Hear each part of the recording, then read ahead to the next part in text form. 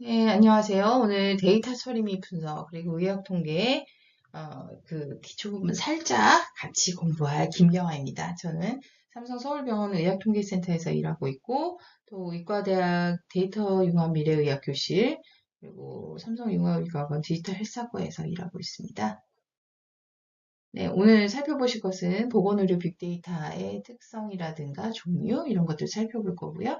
그다음에 이런 빅데이터를 분석하기 위한 프로세스에 대한 기본 개념, 그리고 이런 것들을 잘 분석하기 위해서 밑바탕이 되는 통계적인 추론에 대해서 살펴보도록 하겠습니다.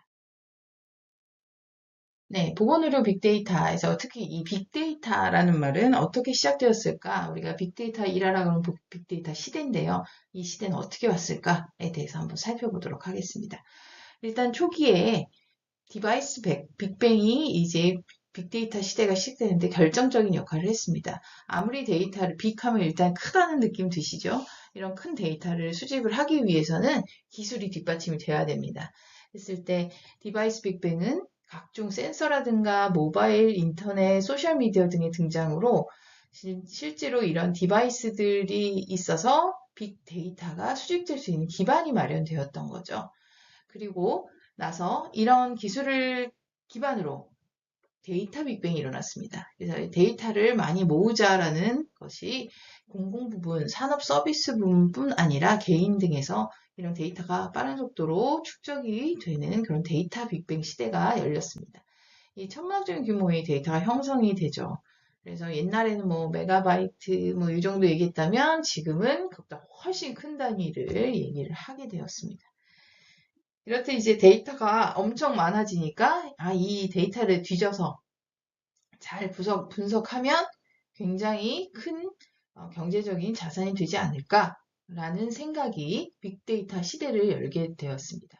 이런 생각들은 이 빅데이터를 따라가면 굉장히 많은 지능을 도출하고 그런 자가 승리하면서 크게 자산이 될 것이다 라는 생각들이었습니다.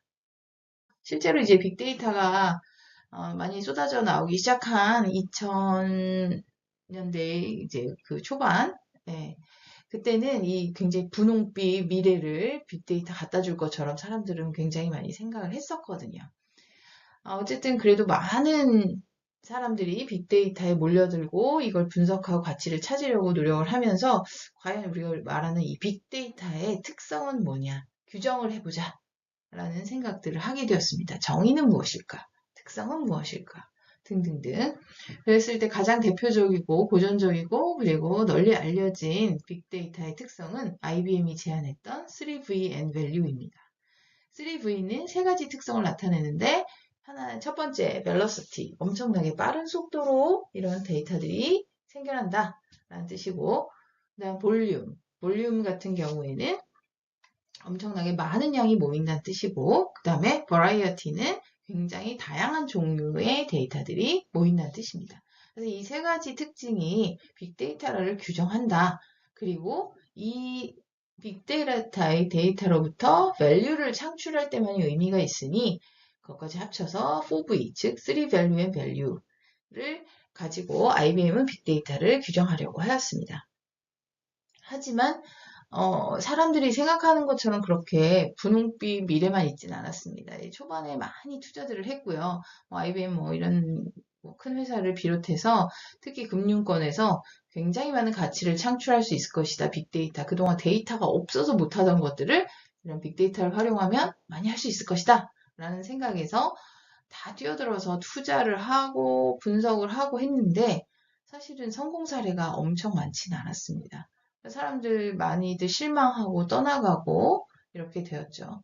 그래서 결국은 얻은 결론은 무엇이냐? 끝까지 남아가지고 했던 사람들이 이런 가치를 빅데이터로부터 얻어내기 위해서는 필요한 것들이 있구나 하면서 빅데이터의 특성 안에 저 밸류를 창출하기 위한 옵티멀한 프로세싱 파워라든가 아니면 분석에 필요한 여러 가지 기술들, 그 다음에 필요한 그런 그 환경들, 그런 것들이 굉장히 중요하다는 것을 이제 강조하기 시작하였습니다.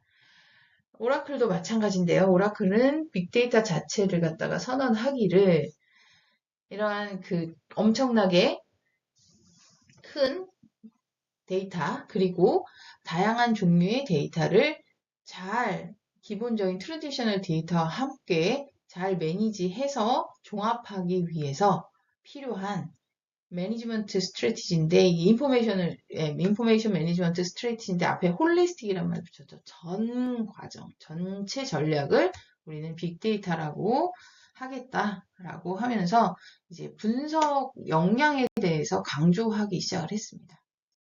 에서도 마찬가지로 LG CNS에서 뭐 양적으로나 질적으로나 굉장히 큰 데이터인데 거기에 방점은 어디에다 두었냐면 과거의 기술로는 정보로서 의미가 불가능하다 해서 이런 의미화, 가치화 하는데 이제 중요하다라는 데 방점을 두고 있습니다. 정보화 전략위원회에서도 역시 빅데이터라는 것은 기본적으로 대용량, 가치 창출에 중요하고요. 그렇지만 이것을 하기 위한 정보와 기술까지를 포함하는 개념이다 라고 규정을 하고 있습니다. 이런 것들을 종합해서 포괄적으로 정의를 내려보자면 천문학적인 양의 데이터로서 생성 주기가 짧고 형태는 다양한데 이러한 디지털화된 대용량 데이터로부터 가치를 추출하는 분석 기술까지를 포함하는 것이 빅데이터다라고 정의할 수 있습니다. 그러면 아까 우리 3VN value 해서 4개의 V를 이용을 해서 IBM이 최초로 그 빅데이터의 특성을 이렇게 설명하려고 노력했다라는 말씀 드렸죠. 이러한 노력들은 이제 전통이 돼가지고요. 이러한 특성은 꼭 빅데이터의 특성으로 포함시켜야 된다 하면 자꾸 V를 활용해서 V로 시작하는 단어를 활용해서 넣으려는 노력들이 있었습니다. 그래서 아까 제가 말씀드린 게 이게 데이터만 엄청 많으면 거기서 굉장히 많은 가치를 창출할 수 있을 것이다 라는 사람들이 꿈이 굉장히 깨졌다고 말씀드렸잖아요. 사람들은 이제 투자를 거두고 떠난 사람도 있었고 남아서 왜 그렇지 못했을까? 왜 실패했을까? 무슨 문제가 있을까를 고민을 하기 시작을 했습니다. 그러다 보니 알게 된 것은 데이터의 양이 많아질수록 거기에 포함된 노이즈도 같이 증가하더라. 따라서 빅데이터를 핸들링할 때 이 빅 노이즈도 같이 핸들하지 않으면 가치 창출이 무지 어렵다는 것을 발견하게 되었습니다. 우리는 그거를 데이터 uncertainty라고 부르고 이것을 잘 다뤄야지만 내가 reliable한 안정적인 그런 그 결과들을 추출해낼 수 있구나. 가치를 잘 만들 수 있다는 걸 알게 되었습니다. uncertainty라고 넣기는 U가 V는 아니잖아요. 뾰족하지 않잖아요. 그래서 이거에 해당하는 어떤 데이터의 신뢰성에 대한 내용을 포함하는 V로 시작하는 단어를 사람들은 찾았고 그것이 바로 veracity, 신뢰성이라는 단어입니다.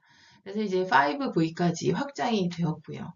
그 후에 사람들은 이 variety라는 개념이 두 가지가 혼동돼 있다. 하나는 종류가 다양하다. 텍스트 데이터도 있고 이미지 데이터, 오디오 데이터, 그리고 이제 우리가 흔히 생각하는 데이터인 뉴메릭 데이터, 다양한 데이터들이 있구나 라는 것과 더불어 거기에는 구조가 복잡한 것도 섞여 있었습니다. 그래서 이런 종류와 구조를 갈라내자 해서 구조가 복잡한 것을 빼내서 complexity, 복잡성이라는 단어로 표현을 하기도 했습니다. 즉, 자료 자체는 종류가 하나인데 복잡한 구조를 가질 수도 있거든요. 그래서 이렇게까지 쪼개냈고요. 이런 것들이 많은 사람들에 의해서 나도 V를 넣어보겠다. 또 새로운 이제 빅데이터의 특성으로서 이런 것을 제안하고 싶다 할 때는 V를 활용해서 V로 시작하는 단어를 활용하는 것이 약간 전통 관습법처럼 되었습니다. 그래서 제가 최근에 찾아본 것은 그 3 지금 현재는 8V까지도 얘기가 되어가고 있습니다. 자, 다음 가보실까요? 자, 헬스케어 분야에서 빅데이터는 어떤 기회들을 열어줄 것이냐에 대해서 이 자료는 2016년, 즉 2010년에 빅데이터 얘기가 엄청 많이 이제 진전이 돼서 많은 사람들이 떠나기도 하고 또 남아서 네, 더 활발하게 이게 빅데이터를 하기 위해서는 뭐 어떤 기술들이 필요한지 논의하고 있을 때, 또 이런 빅데이터를 이용한다면 헬스케어 분야에서 어떤 일들이 가능한지를 보여주는 이런 연구들도 있었습니다. 그래서 살펴보시면 뭐 여러 가지 프리벤티브 케어라든가 그 다음에 드럭 에피커시를 갖다가 좀 더 잘 분석할 수 있다. 임상시험뿐 아니라 빅데이터를 활용해서 이런 것들을 찾아볼 수 있지 않느냐. 또는 퍼스널라이즈드 메디슨, 우리가 정밀의학이라고 부릅니다. 그래서 정밀의학 분야에서도 빅데이터의 활용은 무지무지 중요하다. 뭐 이런 것들이 있습니다. 또 하나의 개념으로는 헬스케어 코스트를 드라마틱하게 줄일 수 있지 않을까라는 생각들도 있었습니다. 네, 그러면 헬스케어 분야에서의 빅데이터에 어떤 종류가 있는지 한번 본격적으로 살펴보도록 하겠습니다. 우리가 이제 병원에서 생성되는 데이터를 하면 제일 먼저 떠올 수 있는 것들이 임상 데이터들입니다. 그 중에서 일렉트로닉 헬스 레코드라고 하는 EHR 혹은 이제 보통은 EMR이라는 표현을 더 많이 씁니다. 일렉트로닉 메디컬 레코드, 전자 의무 기록. 말 그대로 전자 의무 기록이라는 것은 의무 기록, 즉 진료에서 발생하는 모든 것들을 다 기록해 놓는 것을 메디컬 레코드라 하고, 이것을 종이의 차트 형식으로 하는 것이 아니라 전부 전자화해서 시스템 안에다가 저장하는 것을 우리가 EMR이라고 부르게 되겠습니다. 그러니까 EMR은 진료를 위한 거고 진료의 기록을 남기는 것이라고 생각하면 됩니다. 물론 이제 이 EMR 데이터를 잘 가공하면 연구도 가능하지만 본래 목적은 진료용이다라고 생각하시면 되겠습니다. 이 EMR에는 여러 가지 데이터들이 포함이 되어 있는데요. 그 중에 하나가 메디컬 이미지들이고, 또한 이제 외래를 보면, 진료를 보면 의사 선생님께서 이제 진료한 기록을 수기로 남기십니다. 컴퓨터에다 뭐 열심히 치시죠. 이제 병원에 가보면 그런 것들이 닥터 노트라고 해가지고 진료 기록으로도 남습니다. 또 여러 가지 혈액 검사니 소변 검사니 다양한 검사들이 진행이 되고요. 그런 검사 자료들도 역시 EMR에 전부 기록이 남게 되겠습니다. 그래서 이런 진료 용도로 쓰는 데이터가 있다면, 또한 연구를 위해서 하는 데이터들도 임상 데이터로서 많이 생성이 되는데요. 대표적인 것으로서 코호트 또는 레지스트리 데이터가 있습니다. 이제 코호트 데이터라는 것은 어떤 속성을 비슷하게 가지는 그런 집단들을 갖다가 코호트로 구성을 해서 거기에서 계속 몇 년씩 10년, 20년 팔로우업을 하면서, 우리 팔로우업 추적이라고 하고요. 추적을 하면서 이 사람들이 초반에는 유사했는데 왜 이렇게 아웃컴들이 달라지고 있는지, 건강이 달라지고 있고, 그다음에 어떤 사람은 암이 발생하고 어떤 사람은 뭐 당뇨가 발생하고 등등등 이런 것들이 달라지는 이유가 초반에 어떤 특성 때문에 그런 그 질병이 발생하고 악화되고 하는, 그런데 관여가 되는지 이제 환자들의 속성을 분석한다든지 하는 연구들을 할 수 있습니다. 그래서 그런 것을 이제 우리가 코호트 스터디, 거기서 생성된 자료를 코호트 자료라고 부릅니다. 레지스트리라는 개념은 이제 등록이라는 말이기 때문에 특정한 목적을 위해서 이제 등록 자료라는 것을 생성을 하게 됩니다. 대표적인 것으로서 국가에서 암 등록 자료를 생성하고 있습니다. 그래서 각종 암들은 이제 그 국민 건강을 위협하는 또 1순위 질병이니까 얘네들을 잘 관리하자 해서 등록 자료로서 반드시 의무적으로 등록하는 자료입니다. 이러한 자료도 역시 계속 추적이 되면서 축적이 되고 있기 때문에 연구에 활용이 가능합니다. 본래 목적은 이제 관리의 목적이 더 있었던 거죠, 등록 자료는.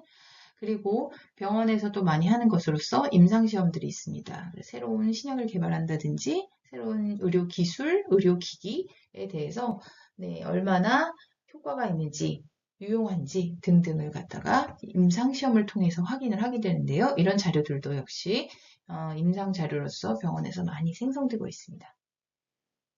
또한 병원 자체가 헬스케어 시스템 중에 하나입니다. 그래서 헬스케어 시스템 데이터라는 것은 파이낸셜 데이터와 오퍼레이셔널 데이터로 구분해서 볼 수 있고요.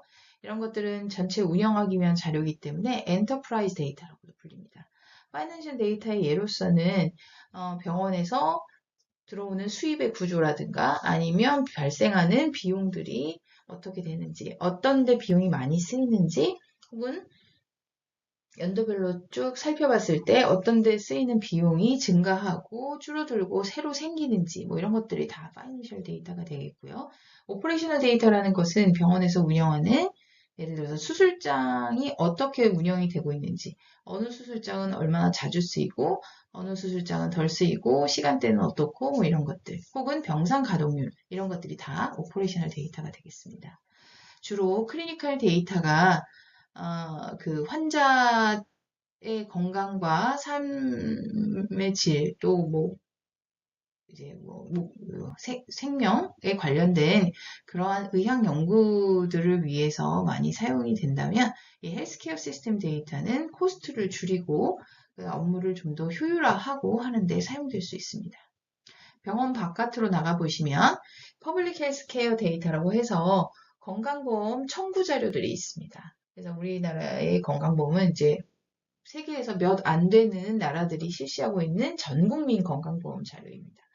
그래서 지금 약어로 써놨는데 이게 그 건강보험공단이고요. 히라가 심사평가원입니다. 그래서 국민건강보험공단에서는 전체 건강보험을 관리를 합니다. 그래서 보험료도 받고 보험금도 내주고, 그런데 그 과정에서 이러한 청구된 보험금을 제대로 줘야 되나 안 줘야 되나 판단을 한 것이 심사평가원입니다.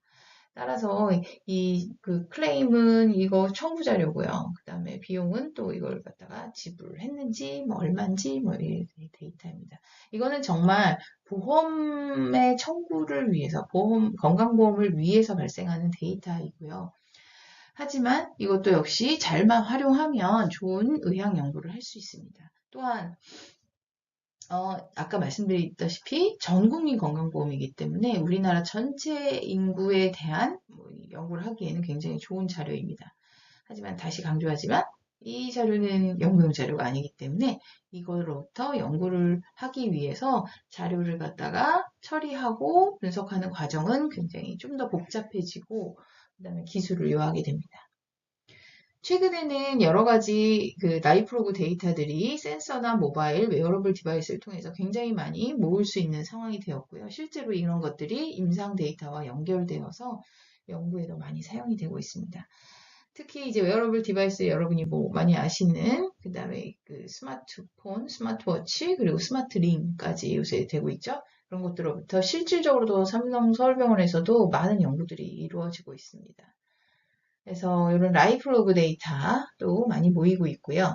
그 다음에 이렇게 트랜슬레이셔널 바이오인포메틱스 데이터라고 해서 이거는 이제 꼭 병원에서는 한다기보다는 이거는 뭐 연구소나 아니면 대학이나 이런 데서도 굉장히 많이 하고 있는데 한국말로는 중계 생물정보학 데이터라고 합니다. 중계라는 의미는 뭐냐면 기초적인 연구에서 결국은 최종 환자의 진료나 이런 데까지 연결될 수 있는 그런 것을 우리가 중계한다라고 표현을 하고요. 따라서 중계 바이오 인포메틱스 데이터의 가장 대표적인 것으로서는 지놈, 유전체가 있습니다. 유전체 자료가 있습니다. 제가 이제 오믹스 혹은 옴이라고 끝에 이렇게 전미어가 이렇게 붙는데요. 이런 것들은 완전체를 의미합니다. 따라서 유전자 소수의 유전자가 아니라 유전자 전체를 살펴보는 그런 에 대한 유전자 전체를 살펴볼 수 있는 전체 유전자들에 대한 모든 유전자들에 대한 데이터가 수집이 되면 우린 그걸 유전체 자료라고 부르게 되겠죠. 그 외에도 뭐 유전자 발현량을 보는 전사체 데이터라든가 그다음에 단백질의 활성이 얼마나 많이 되고 발현이 많이 되는지를 보는 단백체 등등이 있습니다. 그 중에서도 사실은 제일 중요한 자료가 그 EMR 자료입니다. 그래서 EMR 자료가 어떻게 생성되는지를 이렇게 한번 같이 살펴보도록 하겠습니다. 여기 보시면은 이제 환자들이 어떤 특정 날짜에 방문한 형태들입니다. 그래서 이렇게 3명의 환자를 보시면 우선 이제 파란 환자 같은 경우에는 이날 방문을 하셔가지고 랩 테스트를 하셨습니다. 혈액 검사도 하고 소변 검사도 하고 그다음에 검사 결과가 나오기를 기다려서 외래를 보셨습니다. 그래서 아침에 뭐 8시 전에 이제 금식하시고 오셔가지고 혈액 검사한 후에 2시간이면 보통 결과가 나오거든요. 그 이후에 진료를 받으십니다. 진료를 하시면 이렇게 진료 기록이 EMR에 남게 되겠습니다. 이때 약을 처방하셨다 하면 이렇게 처방 기록도 역시 남게 됩니다. 그러면 이날은 이 파란 분은 이렇게 생성이 되고 영상은 찍지 않으셨기 때문에 여기에는 데이터가 없습니다. 비슷한 방식으로 이 분홍색 환자 같은 경우에는 이날 혈액검사, 소변검사 및 영상을 찍으셨습니다. 판독하고 그 다음에 검사 결과를 내는데 시간이 걸리기 때문에 외래는 뭐 2주 후에 한다든지 뭐 이런 식으로 하실 수 있습니다. 그래서 이날은 외래는 보지 않으시고 즉 진료는 보지 않으시고 검사만 하고 귀가하셨습니다. 그러면은 이렇게 되겠죠. 그리고 어드미스 자료라는 것은 우리가 그냥 뭐 방문한 날짜, 이 사람의 주소, 그 다음에 성별, 뭐 나이 이런 것들을 말합니다. 그런 것들은 항상 늘 수집이 되는 거죠. 그래서 이제 이날 특정 날에 한해서는 이렇게 되어 있습니다. 하지만 사실은 이 랩 자료도 랩이 엄청나게 많은 종류의 랩인데 그 중에 한 것도 있고 안 한 것도 있어서 사실 이 부분도 비어 있거나 차 있거나 하는 것이 그때그때 다르게 되겠습니다. 이게 하루에 대한 스냅샷이라면 이런 것들이 매일매일 축적이 되고 있죠. 환자도 세 분이 아니겠죠. 당연히 엄청나게 많은 분들이 방문을 하십니다. 삼성서울병원 같은 경우에는 약 그 하루에 외래 환자가 9,000명 정도 되고 9,000명이 아니라 900명인가? 9,000명? 네, 정도 방문을 하고 계십니다. 그러니까 엄청나게 많은 데이터들이 쌓이고 있는 거죠. 그랬을 때 이 데이터의 활용은 어떻게 할 것이냐? 첫 번째 제일 중요한 것은 환자의 진료에 있습니다. 그래서 포인트 오브 케어 차원에서 보시면 이 환자의 누적된 히스토리를 쭉 보면서 어떻게 더 나아지고 있는지, 혹시 악화되는 것은 있는지, 치료제가 잘 듣고 있는지를 확인을 하는데 사용하실 수 있습니다.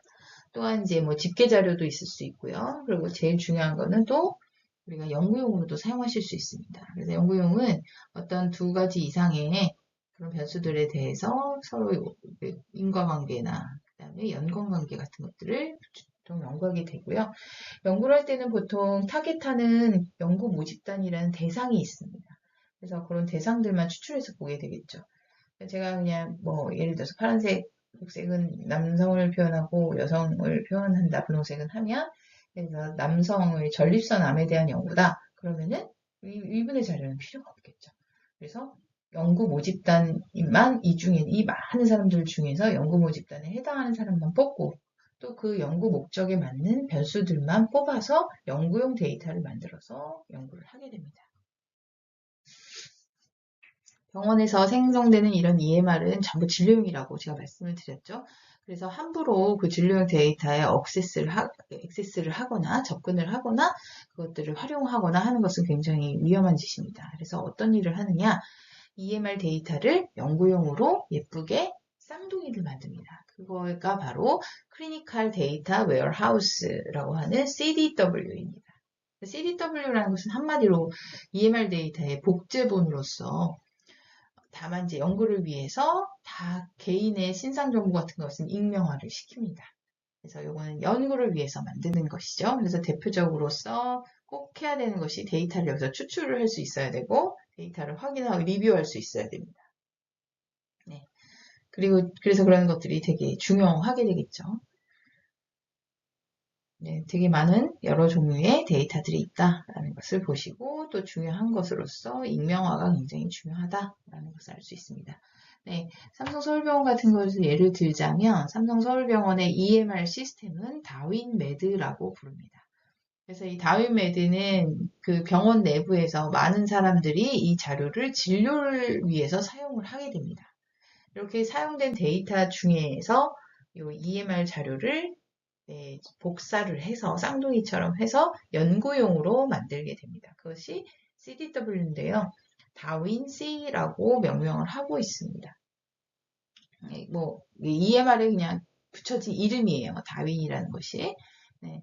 그래서 여기서는 여러 가지 데이터들이 쌓이고 메디칼 로그라는 것이 이 EMR을 복제 용어라고 보신다면 라이프 로그나 지놈 로그 같은 것은 추가적으로 붙일 수 있습니다.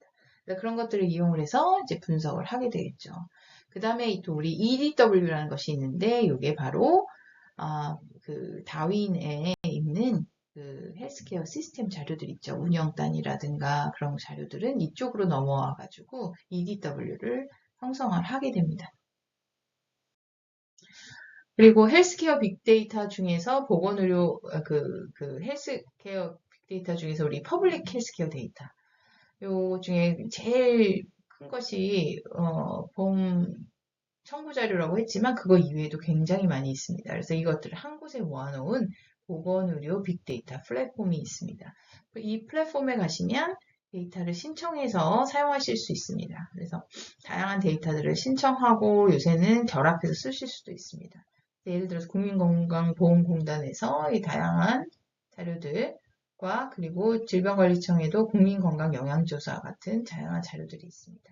또 코제스 기반 통합자료라는 것은 이제 그 유전체 자료고요. 네, 이런 국립암센터에 아까 암 등록 자료가 또 있습니다. 이런 것들을 활용을 해서 또 연구에 사용하실 수 있습니다. 빅데이터를 갖다가 분석하는 프로세스에 대해서 간단히 살펴보도록 하겠습니다. 이런 분석 프로세스에 대해서도 이런 모델로 프로세스가 이루어져야 돼 하면서 프로세스 모델들이 제안이 되었습니다. 그래서 캔델 그룹에서는 이렇게 디스커버 데이터, 랭글 데이터, 프로파일 데이터, 모델 데이터, 리포트 이런 식으로 규정을 했습니다. 프로세스를. 그래서 첫 번째 프로세스는 내가 이걸 하기 위해서 필요한 데이터들을 잘 발견해내야 된다. 어디 데이터가 있는지 내가 미리 알 수도 있지만 어딘가에 나도 모르게 쌓여있는 걸 끌고 올 수도 있는 거죠. 그래서 이제 필요한 데이터를 잘 디스커버 해야 된다. 그 다음에 재밌는 말은 데이터를 랭글 데이터라는 말입니다. 제가 아까 말씀드렸지만 막 쌓여있는 데이터들이 연구용으로 처음부터 만들어지지 않은 것들이 대부분입니다. 빅데이터는. 그래서 진료용이라든가 보험 청구용 다양한 자료들이 있는데요. 그 데이터를 desired form, 다시 말해서 연구용 자료로 만드느냐고 wrangle, strangle 하여튼 그런 느낌이 나는 단어인데요. wrangle 하다는 거는 데이터를 전처리, 이리 만지고 저리 만지고 필요한 형태로 만들어가는 과정을 wrangle 데이터라고 표현을 했습니다.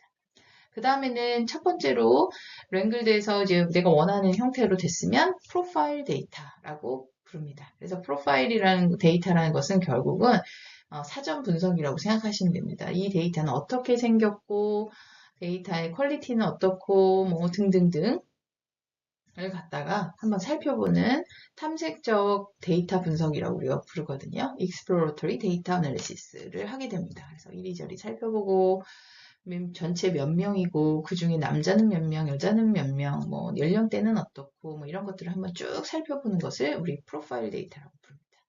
그 다음에 이런 것들을 가지고 우리가 어떤 가치를 얻어내기 위해서 분석을 하게 되는 본격적인 단계가 모델 데이터라고 할 수 있습니다.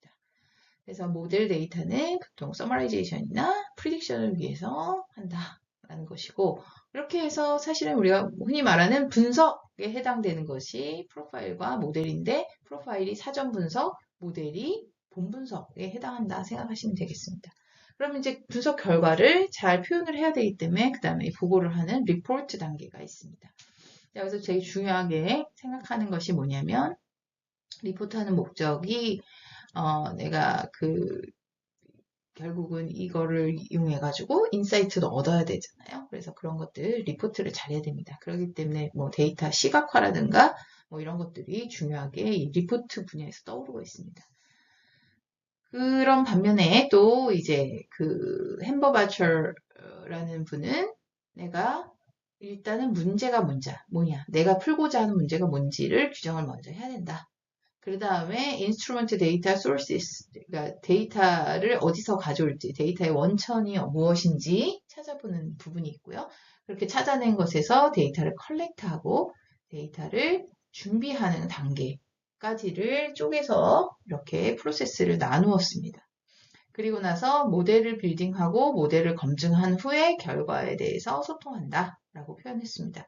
제가 양쪽을 컬러링을 해놨는데요. 보면 파란 부분이 데이터가 어디 있는지 찾아서 수집을 한 후에 준비하는 전 과정을 파란색으로 이렇게 표현을 했고 이분은 이제 그 전에 이제 내가 풀고자 하는 문제가 뭔지 문제 규정부터 해야 된다 그래서 하나가 더 추가가 되어 있습니다. 그 다음에 이제 뭐 사전 분석, 본 분석처럼 여기도 모델 만들고 검증하고 하는 부분이 다 분석 파트입니다. 마지막에 보라색 부분이 그 결과를 어떻게 잘 보고하고 소통할 것이냐에 대한 것이고, 이렇게 세 가지 큰 덩어리가 데이터 어널리시스 프로세스의 주축을 이룬다라고 생각하시면 되겠습니다. 그래서 이걸 갖다가 그 세 가지를 갖다 다시 한번 정리해 보자면, prepare data. 데이터는 대부분 다 굉장히 많은 노이즈가 있고요. 그 다음에 막 불완전합니다. 뭐 결측값도 있고요. 그 다음에 다양하고, 또 뭐 스트림을 통해서 들어오기도 하고, 그랬을 때 이런 것들을 잘 통합도 하고, 변형도 하고, 또 정제도 하고, 뭐 이런 단계를 거치는 것을 우리 prepare data라고 부릅니다. 그 다음에 analyze data. 그래서 데이터 분석을 해야겠죠? 그랬을 때 이게 분석을 하는 게 스케일업을 하냐? 데이터가 너무 커져가지고 통계 소프트웨어가 돌아가지 않아요. 뭐 이럴 수도 있거든요. 그래서 이제 분석을 하기 위해서는 저런 스케일업을 한지, 또 정확한지, 노이즈는 잘 제거됐는지, 그다음에 때로는 실시간으로 분석되어야 되는 경우도 있고 아닌 경우도 있습니다. 그리고 또 고전적인 방법으로 분석이 가능한지, 아니면 좀 더 어드밴스된 방법으로 해야 되는지 등등 다양한 것들이 이제 분석하는 파트에서 이제 발생할 수 있는 이슈들입니다. 마지막으로는 represent analysis result 해서 분석 결과를 잘 표현을 해야 되는 거죠. 스토리텔링이 돼야 되고, 그런 스토리는 이제 의사결정권자하고 인터랙티브하게, 그래, 내가 사실 실제로 보고 싶은 거는 좀, 뭐, 이렇게 비만한 사람들이 더 관심이 있어. 그러면은 전체 데이터에서 비만한 사람만 해서 다시 분석을 해서 다시 비만한 사람과 비만하지 않은 사람을 비교한다든지, 이런 식으로, 의사결정권자의, 뭐, 혹은 그 같이 콜라보레이션 하는 임상 의사 선생님들의 의견과 인터랙티브 하면서 그 분석 결과가 바뀔 수도 있습니다. 그리고 설명 가능해야 되고요. 그래서 예전에는, 그래서 통계 소프트웨어를 뭘 쓴다. 뭐 SPSS든 뭐 세스든 요새 많이 쓰시는 R이든 그런 걸 하면 결과가 딱 나오죠. 그거는 로우 리절트입니다. 그러니까 우리가 로우 리절트라는 것은 가공되지 않은 그냥 컴퓨터 아웃풋이 주는 리절트. 근데 그거를 갖다가 이제 잘 표현해서 하나의 뭔가 프로덕트로 만든다라는 개념으로 요새는 데이터 프로덕트라는 말을 쓰고 있습니다. 그래서 이런 진정한 의미의 데이터 프로덕트가 된다면, 생산물이 되려면 스토리텔링이 들어가야 된다라는 것입니다. 그랬을 때 결국은 이제 처음에 우리가 이 빅데이터 어널리시스라는 전 과정을 좀 보여주는 그림이고, 제가 좋아하는 그림입니다. 처음에는 이제 데이터가 들어오죠. 때로는 예쁜 숫자 자료만 들어올 때도 있지만 대부분 빅데이터는 그렇지 않다고 했죠. 그래서 굉장히 정형화되지 않은 unstructured 데이터, 비정형 데이터들이 있습니다. 이거 분석할 수 없어요. 다 뭐 예를 들어서 이거 숫자가 아닌 뭐 영상이다. 그러면은 처음에 영상을 분석을 할 수가 없습니다. 디지털화 해야 됩니다. 그래서 이제 그것을 갖다 하는 과정이죠. 그래서 영상 전체를 쪼개서 이렇게 가로 세로 줄을 촘촘히 모눈종이처럼 해가지고 하나의 모눈종이 하나의 그 셀이라고 부르는데, 그 셀마다 밝기가 얼마인지 숫자로 측정을 하게 됩니다. 그러면은 굉장히 많은 셀에서 네, 이제 값들이 나오죠. 그럼 그런 값들을 정리하면 그 숫자니까요.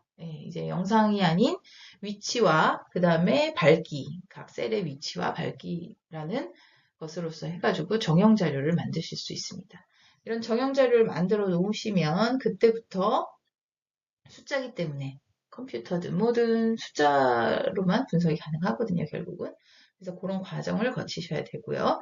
그 다음에 이 스트럭처드 데이터를 다 쓰는 것이 아닙니다. 아까 뭐 예를 들어서 유방암을 한다. 그럼 남성자는 필요 없겠죠? 그런 식으로 연구 모집단을 선택을 하고, 또 내가 관심 있는 거는 모든 변수가 아닐 수 있거든요. 필요한 변수를 모으고 하는 과정이 소스 데이터를 만드는 과정입니다. 그래서 전체가 아니라 요만큼만 내 연구에 필요하다. 그럼 그만큼만 띄어서 분석을 하게 됩니다.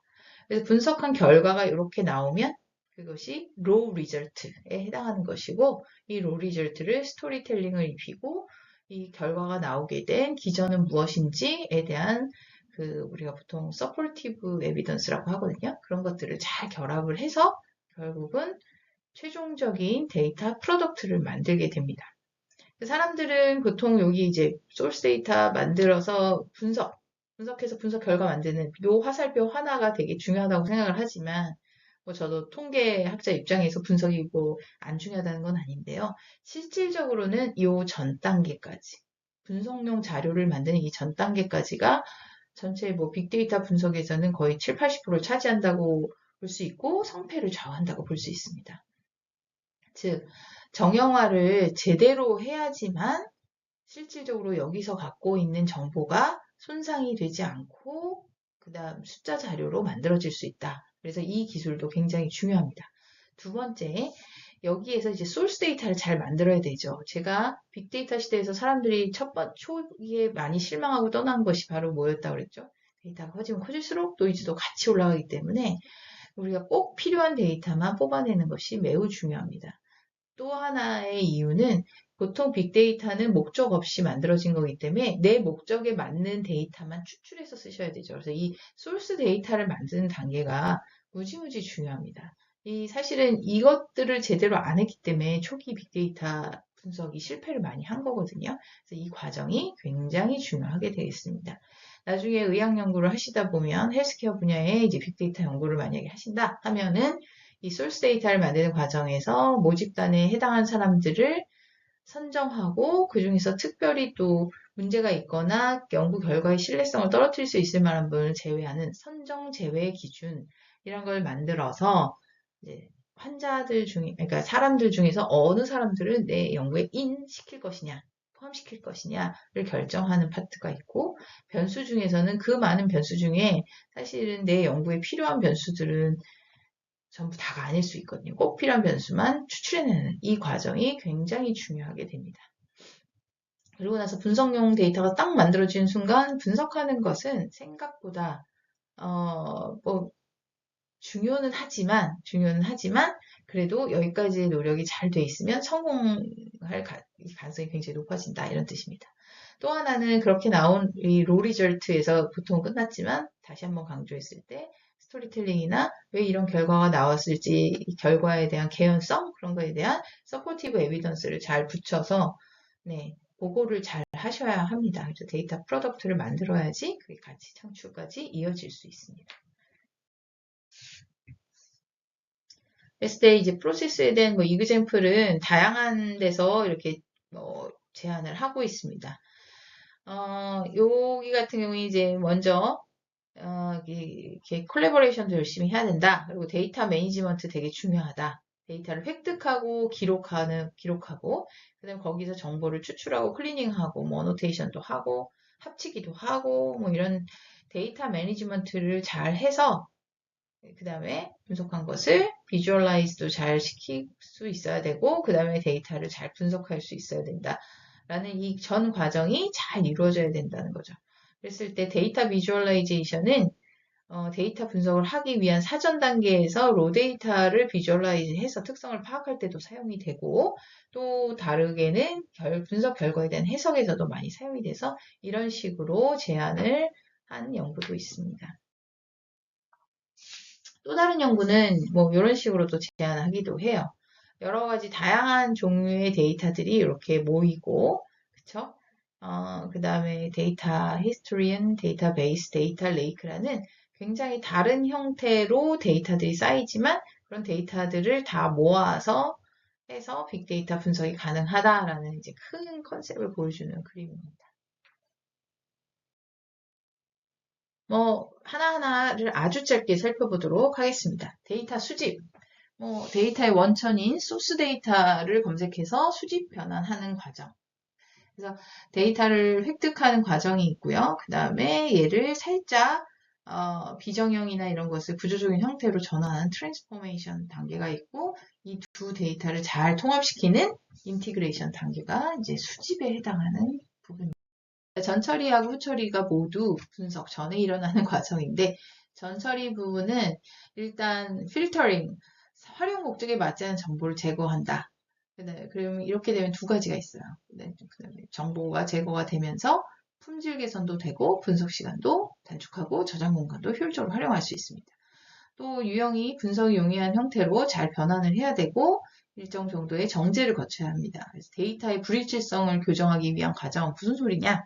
내가 예를 들어서 삼성서울병원, 강북삼성병원, 삼성창원병원 세 병원에서 나온 데이터를 합쳐서 분석을 하고 싶은데 보니까 어떤 병원은 남자 여자를 FM으로 코딩을 했고 어떤 병원은 1, 2로 코딩하고 어떤 병원은 0, 1로 코딩을 했어요. 그러면은 이 데이터가 분석이 불가능하죠. 그래서 그걸 갖다 다 통일해서 맞춘다든지 아니면은 이제 결측값이 있을 때 그걸 어떻게 처리할지 기본적인 처리를 한다든지 데이터 속에 있는 노이즈, 아웃라이어라든가 오타라든가 그런 것들을 기본적으로 제거하는 과정이 전처리 과정이 됩니다. 이에 반해서 후처리는 좀 더 분석용으로 더 알맞도록 한 번 더 가공하는 단계라고 볼 수 있고요. 다양한 통계적인 기법을 활용해서 트랜스포메이션이 일어나게 되고 그 다음에 이제 그 중에서도 특히 여기 속성 생성이라는 것은 뭐냐면은 새로운 변수를 만들 수도 있습니다. 여러분 대표적으로 체중이랑 키 자료가 있으면 BMI 계산할 수 있거든요. 그럼 BMI 같은 변수가 바로 키와 그 몸무게를 가지고 새롭게 생성한 속성이라고 보실 수도 있습니다. 그런 필요한 작업들을 쭉 하는 단계입니다. 그 다음에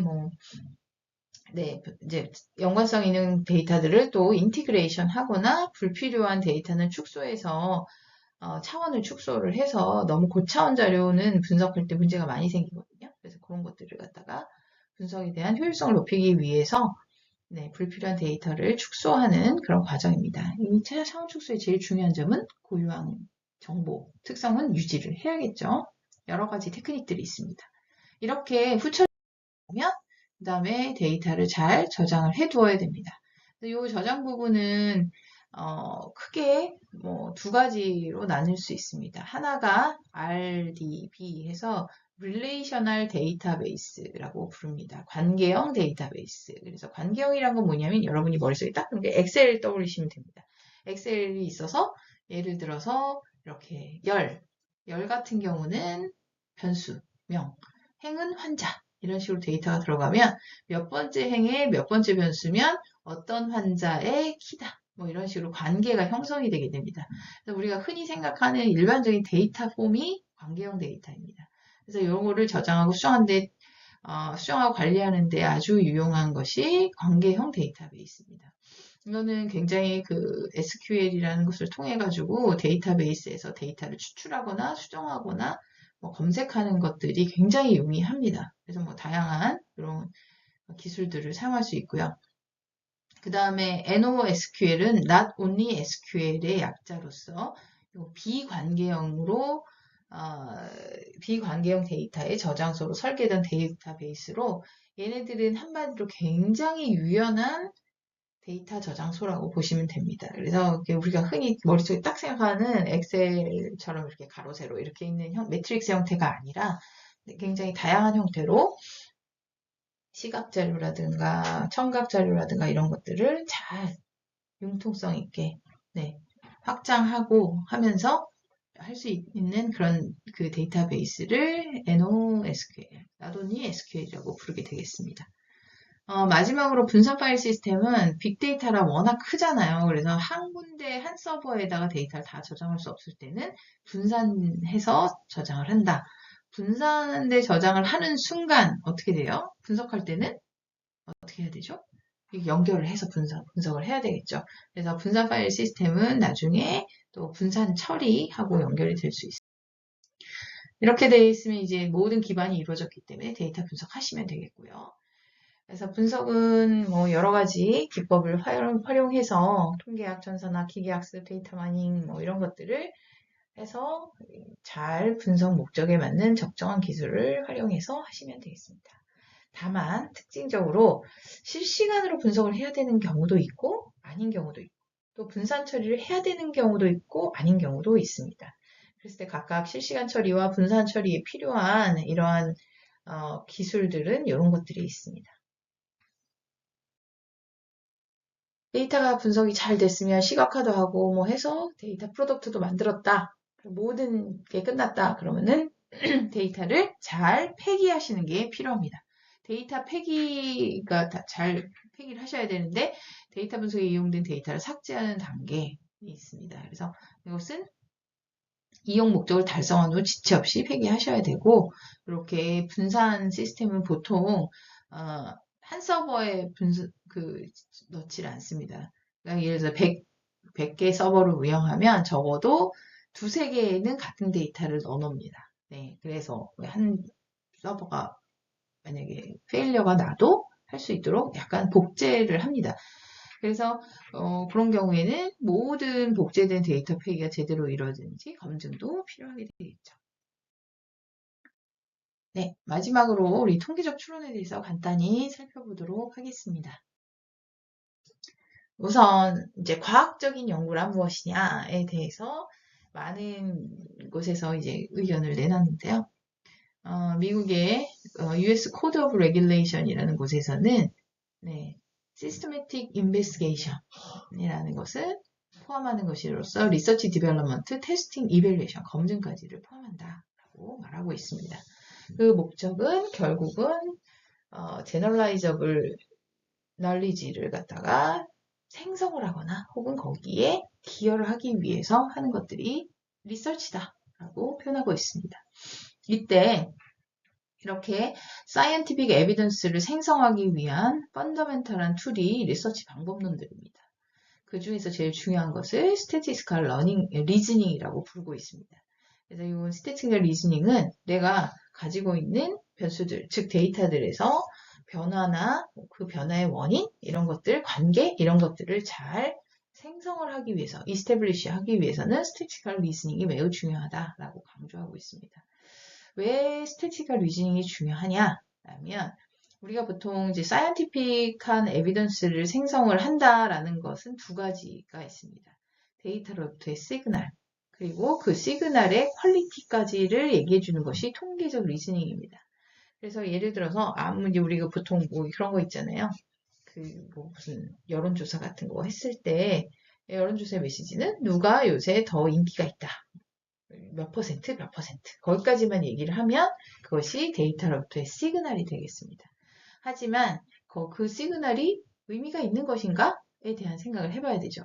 5명이 모여서 투표를 했는데 그 사람 60% 지지를 받았어 라는 것과 500명이 했는데 60%의 지지를 받았어 라는 것은 시그널은 똑같습니다. 60%. 하지만 그 시그널의 퀄리티는 다르게 되는 거죠. 그래서 이 퀄리티라는 것은 결국은 내가 에러에 오차가 있을 수 있는 진실과 다를 수 있는 그런 왜곡이 될 수 있는 부분에 대한 이제 내용입니다. 그래서 바이어스도 있고 베리어빌리티 같은 개념, 통계적인 개념들이 필요하고 이런 것들을 이용해서 우리가 관찰한 지지율 60%에 대한 퀄리티를 체크를 해봐야겠죠. 그래서 이제 보통 여론조사하면 반드시 리포트 하는 거 기억하시나요? 플러스 마이너스 3%의 오차가 있을 수 있고 몇 명을 수집했고 이런 것들이 바로 자기네가 내놓은 시그널에 대한 퀄리티에 대해서 정보를 주고 있는 것입니다. 이 두 가지가 다 되려면 통계적인 추론이 필요하게 되겠죠. 네, 보통은 이제 연구 목적과 연구 가설이라는 개념으로 설명을 하게 됩니다. 연구 목적은 보통 연구로부터 알고 싶은 것을 추상적으로 기술하게 됩니다. 예로서 새로운 항암제와 기존 항암제 간의 유효성을 알고 싶다. 비교를 하고 싶다. 그럼 굉장히 추상적이에요. 도대체 이 항암제는 어느 암에 쓰이는 건지도 알 수 없고 대상도 알 수 없고 그쵸? 그러니까 암이라고 해도 굉장히 초기 암도 있고 말기 암도 있잖아요. 그것도 알 수 없고 유효성을 비교한다는데 유효성은 도대체 어떻게 측정을 하는 건지 알 수가 없습니다. 굉장히 추상적이죠. 근데 연구를 하려면 이거를 번역을 해서 연구 가설로 만드셔야 됩니다. 즉 실제 연구가 수행이 가능하도록 구체적으로 명확하게 기술해야 되는데 연구 모집단을 명시하셔야 돼요. 내가 하고 싶은 대상은 이런 사람들이야. 그 다음 비교의 문제일 때는 누가 대조군이고 누가 비교를 하고 싶은 대조군이라는 것이 이제 현재의 상태이고 비교군이 새로운 내가 비교하고 싶은 그런 분을 대조군 비교군이라고 표현을 합니다. 그 다음에는 통계적인 리즈닝, 즉 통계적 검증이 가능하도록 측정 가능한 변수를 사용해서 기술하셔야 됩니다. 자, 그럼 바꿔보면 일단 여기서 대상이 없었죠. 그래서 사기 유방암 환자에서, 그래서 말기 유방암 환자가 대상이다. 기존 항암제 사용군과 새로운 항암제 사용군 간에서 이 약 항암제를 뭐 4사이클이든 4사이클 쭉 쓴 다음에 3개월 후에 반응률을 보는 거예요. 그래서 암이 얼마나 줄었는지를 보는 게 반응률이거든요. 이 3개월 반응률의 차이를 내가 보겠다. 즉 3개월 반응률이 나의 유효성에 대한 변수인 거예요. 그래서 유효성은 추상적이지만 이런 식으로. 그래서 요거는 이제 정확하게 다 연구를 할 수 있습니다. 환자를 어떻게 모집하면 되죠? 사기 유방 환자를 모집하시면 돼요. 그 다음에 이 두 개의 항암제를 제대로 쓰고 그 다음에 유효성은 뭘로 평가한다? 3개월 반응률로 평가한다. 이렇게 갈 수 있습니다. 네, 통계적으로 추론한다 했을 때 우리가 통계적 잠시 내려놓고 추론이란 무엇이냐? 그래서 한국어 사전에서는 미리 알려진 어떤 생각이나 주제를 근거로 결론을 이끌어내는 과정이다. 추론이라는 것은 영어에서는 reasoning by deduction, 그래서 귀납적으로 이치를 따지는 걸 추론이라 한다라는 거예요. 귀납적이란 것은 에비던스를 하나 다 긁어 모아서 그걸로 이치를 따지는 거죠. 연역적이라는 것은 그냥 대전제가 있어서 거기서 그냥 결론을 내리는 거지만 귀납적은 하나하나 긁어 모아서 에비던스를 하나하나 긁어 모은 에비던스가 이제 데이터가 될 거고요. 그랬을 때 통계적인 추론은 내가 어떤 모집단의 특성에 대해서 과학적인 추론을 하는 과정으로서 자료에 근거한, 즉 귀납적이에요. 추론 방법을, 과학적인 방법을 제공을 하고 그 결과에 대한 신뢰성. 아까 뭐라고 했죠? 결과가 시그널이라면 신뢰성은 시그널의 퀄리티라고 그랬죠. 같이 정보를 제공하는 경우를 말하게 됐습니다. 큰 분야로서 추정이란 분야와 가설 검정이란 분야. 추정이란 것은 뭐냐면 어떤 모수에 대한 가장 그럴듯한 추측값을 제공을 하는 과정입니다. 예를 들어서 우리나라 성인의 당뇨 유병률은 얼마인지 굉장히 궁금한 거죠. 그러면은 내가 관심 있는 모수라는 것이 당뇨 유병률이 되겠습니다. 그거에 대한 가장 그럴듯한 추측값을 제공하는 것으로서 그 방법으로서는 표본 평균이나 표본 비율이나 신뢰 구간 이런 것들을 이용해서 추측값을 제공을 할 수 있습니다. 가설 검정은 이 모수에 대한 사전에 가설이 있어야 돼요. 그래서 예를 들면 우리나라 성인에 비해 몽골 성인의 당뇨 유병률이 낮을 것인가? 아무래도 낮을 것 같아. 그 사람들은 식이도 되게 지방 같은 거 많이 안 드시고, 그쵸? 그 다음에 굉장히 활동량도 많고, 환경도 좋고 하니까 당뇨 유병률이 낮을 것이다. 라는 preconceived 아이디어가 있는 거예요. 이거를 데이터로부터 내가 증명을 하는 과정을 가설 검정이라고 부르게 됩니다. 그랬을 때 이제 가설 검정이 사실 통계적인 추론에서 굉장히 중요한 부분을 차지하게 됩니다. 그래서 통계적 가설 검정이란 모수에 대한 가설이 아까 가설 하나 만들었잖아요. 그 가설이 적합한지를 내가 샘플 자료를 이용해서 과학적으로 판단하고자 하는 전 과정을 말합니다. 그래서 예를 들면 진통제가 기존의 진통제는 평균 지속 시간이 평균적으로 한 12시간 된다고 알려져 있는데 이제 그 새로운 신약을 개발했어요. 새로운 진통제의 평균 지속 시간이 있는데 제조사는 평균 지속 시간이 기존의 그 진통제에 비해서 늘었다. 12보다 크다. 12시간보다. 그래서 25명 정도 뽑아가지고 새로운 진통제 먹였더니 그 리포트한 지속시간을 평균 내보면 12.4, 0.4시간 증가한 것처럼 보이죠. 그랬을 때 이 제조사의 주장을 인정하실 수 있을까요? 25명밖에 안 되는데 그리고 그 차이가 0.4밖에 안 되는데 오차가 있을 수도 있는데 뭐 이런 생각들이 꼬리에 꼬리를 물고 나오기 때문에 뭔가 과학적인 방법이 필요하다는 것입니다. 그래서 가설 검정을 이제 하게 돼요. 근데 가설 검정을 할 때 우리가 대립가설이랑 귀음가설이 있고 맨날 같이 돌아다녀서 우리는 이런 걸 짝꿍가설이라고 부르게 됩니다. 통계에서 짝꿍가설을 활용을 하게 되고 귀무가설이라는 것은 이제 대립가설부터 설명한 대립가설이 기존에 알려진 사실과 다른 새로운 것으로서 내가 연구가설이라고도 부르고 내가 참이라고 주장하고 싶은 가설이에요. 그러니까 대립가설이 연구가설입니다. 보통은. 그런데 우리가 가설이 참이라는 것을 증명하는 것은 엄청 어렵지만 가설이 거짓이라는 것은 그 발레만 하나 찾으면 쉽게 증명이 가능해요. 그래서 짝꿍 가설을 만듭니다. 이 대립가설과 모순이 되는 그런 가설을 만들어서 얘는 주로 뭐냐면 기존에 알려진 사실로서 뚜렷한 증거가 없는 한 얘는 그냥 유지되는 거예요. 그래서 귀무가설이라고 부릅니다. 얘는 항상 뚜렷한 증거가 없으면 얘가 그냥 기존의 생각이다라고 부르는 가설입니다. 그래서 귀무가설이 거짓임을 증명해서 대립가설이 참이라는 것을 우회적으로 주장하는 것이 훨씬 편리하기 때문에 우리는 이런 짝꿍가설을 이용을 해서 통계적 추론을 얘는 이런 것이 있습니다. 나는 이 차기 유방암 환자에서 아까 기존 항암제군이랑 새로운 항암제군 사이에서 유효성, 효과가 3개월 반응률이 차이가 난다라는 걸 보여주고 싶어요. 그렇다면 걔의 상충되는 가설은 차이가 없다입니다. 이런 것을 우리 이제 나중에 흔히 통계적 가설 검정 중에서 가장 흔히 쓰이는 아무 말 없으면 이겁니다. 차이 검정이 되겠고요. 우월성 검정은 얘기가 다릅니다. 기존 항암제 사용군에 비해 새로운 항암제 사용군의 3개월 반응률이 더 우월하다, 더 크다. 귀무가설은 똑같죠. 네, 귀무가설은 얘 상충만 되면 됩니다.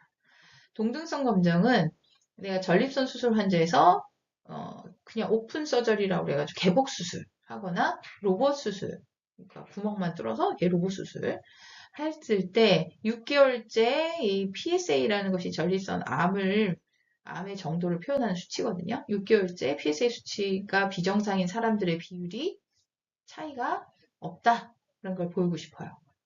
왜 차이가 없는 걸 보이려고 하지? 보통은 개복 수술이 기본이거든요. 표준 치료인데 로봇 수술을 할 경우에 여러 가지 장점이 있습니다. 그래서 얘가 더 우월할 필요가 없어요.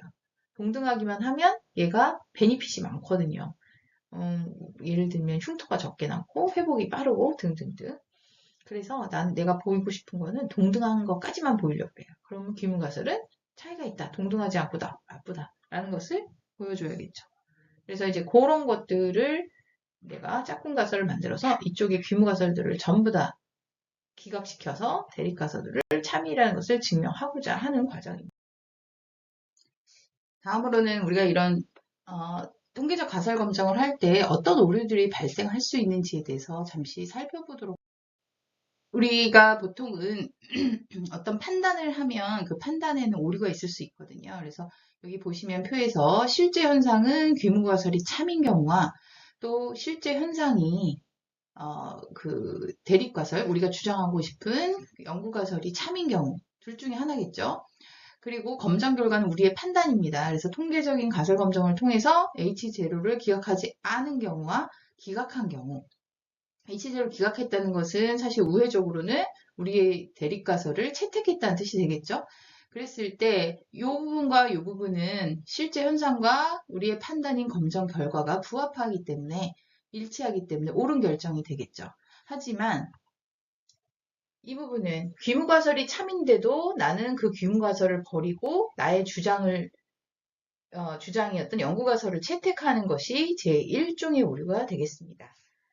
제1종의 오류 같은 경우에는 이제 굉장히 새로운 발견을 한 것처럼 얘기를 할 수 있는 거죠. 제2종의 오류의 경우에는 결국은 어떻게 되는 거죠? 대립가설이 참인데 대립가설을 채택을 못한 거예요.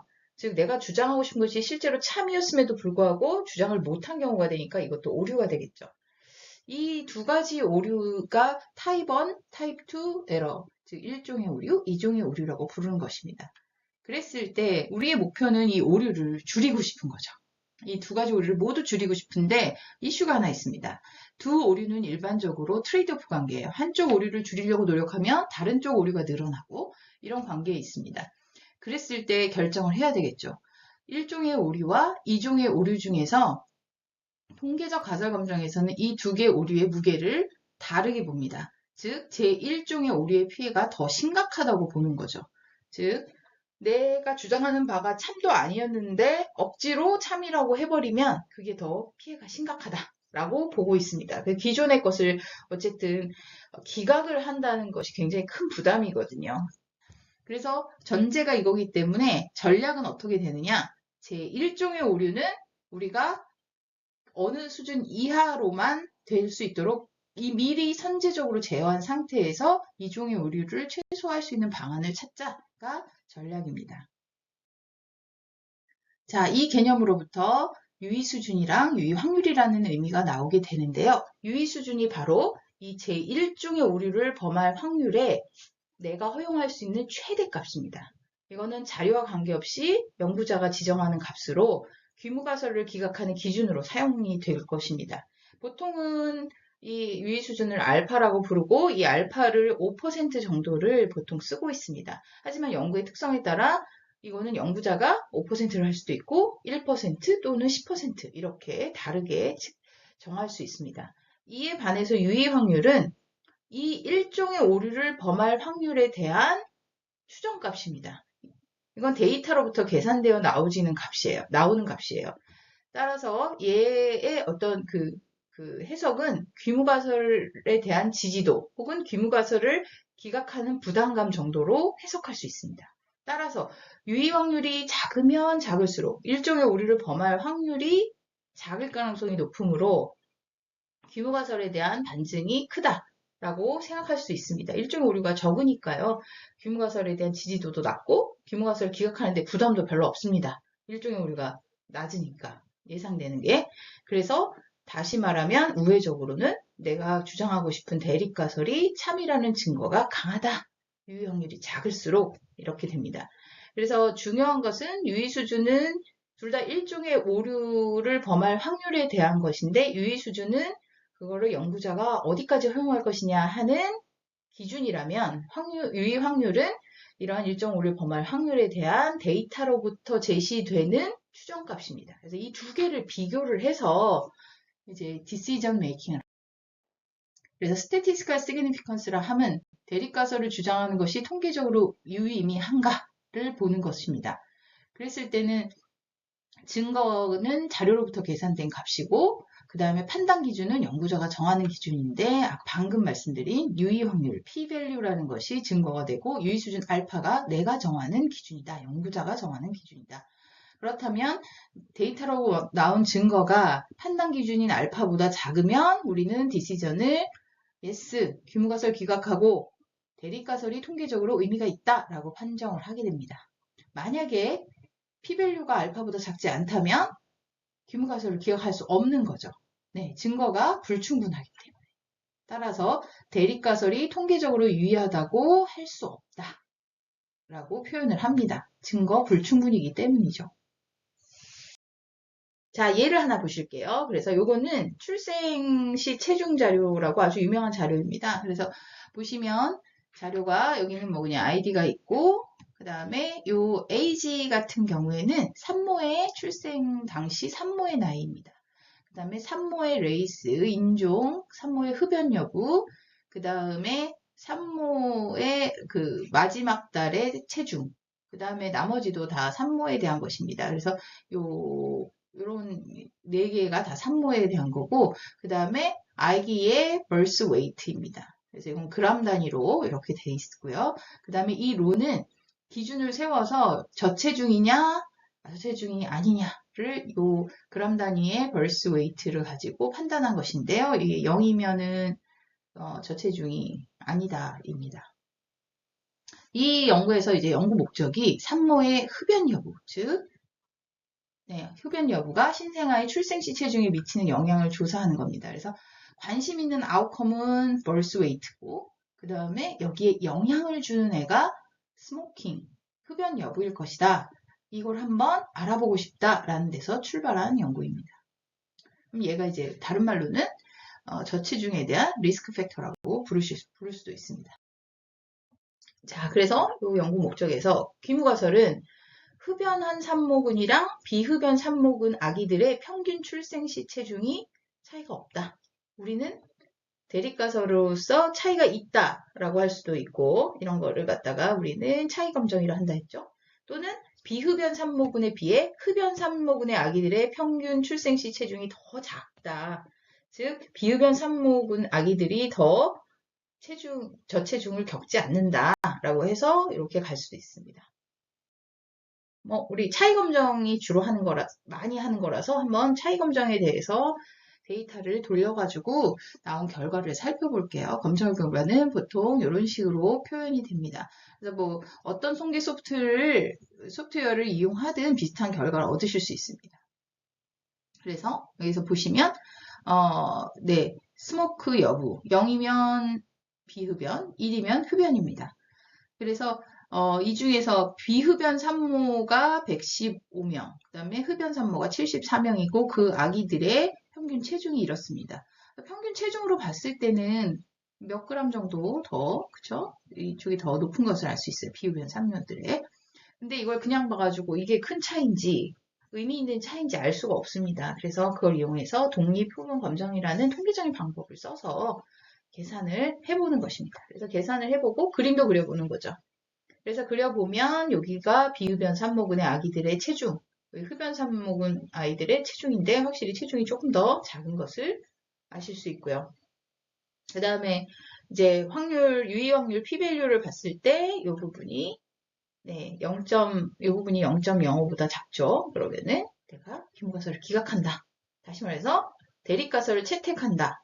다시 말해서 흡연 산모군과 비흡연 산모군 아기들의 출생 시 그 체중은 유의하게 다르다고 할 수 있다. 그리고 얼마나 다르냐? 약 283g 정도 평균 차이가 난다. 라고 해석을 하실 수 있는 거죠. 각각의 평균은 또 얼마냐는 또 위에서 이렇게 살펴볼 수 있습니다. 네, 마지막으로 우리 이제 통계적 유의성과 임상적 중요성에 대해서 한번 끝으로 이제 얘기를 해보도록 하겠습니다. 통계적 유의성은 대립가설을 주장할 통계적인 근거가 있을 때 통계적 유의성이 있다고 합니다.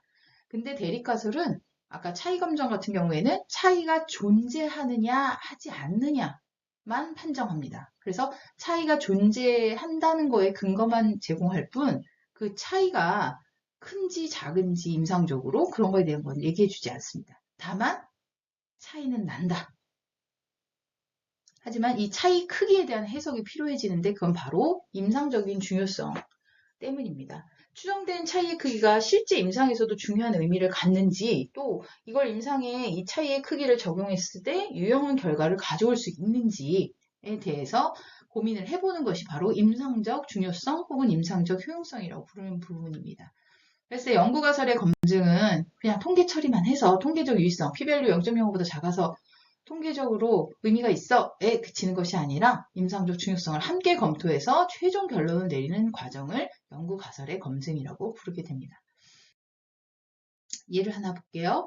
대립가설은 아까 했던 그 새로운 항암제 사용군이랑 기존 항암제 사용군 간의 3개월 반응률의 차이가 있다라는 부분입니다. 기무가설은 없다죠. 그래서 요거를 이런 식으로 했습니다. 각 군당 100명씩 대상자를 모집해서 이제 했어요. 그래서 200명을 모집해서 100명에는 기존 항암제를 또 100명에는 새로운 항암제를 랜덤하게 제공을 해가지고 3개월 후에 반응률을 살펴보았습니다. 가설 검정을 해봤더니 p-value가 0.02로 통계적으로 유의하게 다르다고 나왔습니다. 3개월 반응률이 얼마나 다를까를 살펴보니 3개월 반응률의 군간 차이를 살펴보니 기존 항암제군은 반응률이 30%였는데 새로운 항암제군은 31%예요. 즉 1% 반응률이 좋아진 거예요. 1%의 이 반응률이 좋아진 게 임상적으로 의미 있는 차이일까요? 그거는 이제 상황에 따라 다를 수 있습니다. 여기에서 임상적 중요성을 판단하는 것은 이제 통계적인 부분이 아닙니다. 네. 그렇다면 이런 1%가 만약에 의미가 있다 하더라도 넥스트 퀘스천은 뭐냐면 새로운 항암제는 매우 고가예요. 그래서 1%도 의미가 있긴 한데 이렇게 고가의 새 항암제를 표준치료로 사용될 만큼 유용하냐? 이 얘기는 또 다릅니다. 그래서 첫 번째는 의미 있는 차이냐 1%가 두 번째는 의미 있는 차이라 할지라도 이게 표준치료로 사용할 만큼 또 임상적으로 유용한가 이런 퀘스천들을 가하면서 결국은 임상적 중요성을 판단하게 되는 거죠. 두 번째 시나리오를 하나 더 보겠습니다. 아이고 이렇게 깨졌네요. 얘도 마찬가지인데 만약에 이 경우에는 각각 20명씩 했다고 칩시다. 20명씩 대상자를 모집해서 아까는 100명이었는데 그래서 가설 검정의 결과가 어떻게 나왔냐면요. p-value가 0.12, 0.05보다 작으니까 통계적 유의성 확보를 못한 겁니다. 즉 대립가설을 채택할 만한 증거가 뚜렷하지는 않다는 뜻이죠. 그런데 그 3개월 반응률이 기존군에서는 비록 유의한 차이라고는 안 나왔지만 30%인데 새로운 항암제군에서는 40%예요. 10%나 차이가 났다는 것은 꽤 괄목할 만한 차이라면 이거 어떻게 해야 되죠? 아무리 통계적 유의성이 없으니까 아무리 차이가 크게 나도 무시해야 될까요? 한 번쯤 더 고민을 해볼 수도 있어요. 그래서 이때는 여러 가지 액션을 취할 수 있습니다. 첫 번째, 만약에 이게 각 군당 뭐 2,000명씩 했다. 그랬을 때는 통계적 유의성 확보가 실패됐을 때 거의 뭐 포기를 해야 되는 경우가 많지만 지금 20명이에요. 그러면 자료를 좀 더 모아서 확인이 필요한지 또 디시전 메이킹을 해야 되는 거죠. 그래서 전체적으로 그 임상적 유용성과 통계적 그 유의성을 놓고 할 때는 샘플 사이즈의 크기도 고려하셔야 되고 또 이러한 군간의 실제 추정값의 차이, 반응률의 차이 이런 것들을 다 놓고 종합적으로 판단을 하셔야만 합니다. 네, 지금까지 수고 많으셨습니다. 감사합니다.